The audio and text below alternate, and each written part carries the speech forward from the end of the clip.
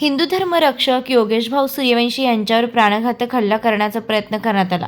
संगमनेर शहरात वाढत्या बांगलादेशी घुसणाऱ्यांच्या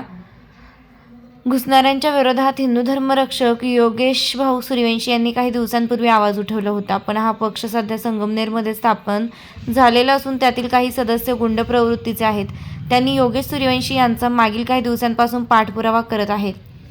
त्याचाच प्रयत्न म्हणून 30 डिसेंबर रोजी संगमनेर शहर पोलीस स्टेशन येथे योगेश भाऊ सूर्यवंशी यांच्यावर प्राणघातक हल्ला करण्याचा पूर्णपणे प्रयत्न करण्यात आला.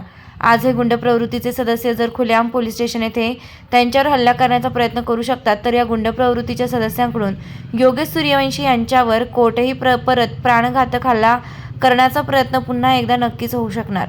यामध्ये काही सदस्यांची संशयित नावे दिली आहेत, तरी त्या संशयित सदस्यांची लवकरात लवकर चौकशी करावी तसेच त्यांना आर्थिक पाठबळ देणाऱ्यांवर सुद्धा कारवाई करावी.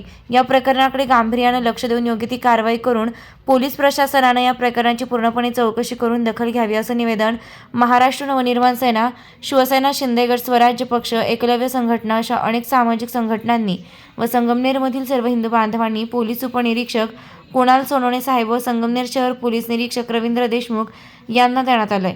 तर या घटनेवर आता लवकरात लवकर चौकशी करून संशयित सदस्यांची पूर्णपणे चौकशी करावी आणि त्यांची दखल घ्यावी. शेरणी न्यूज संगमनेर. संपादिका कृष्णा अजितकुमार सारडा.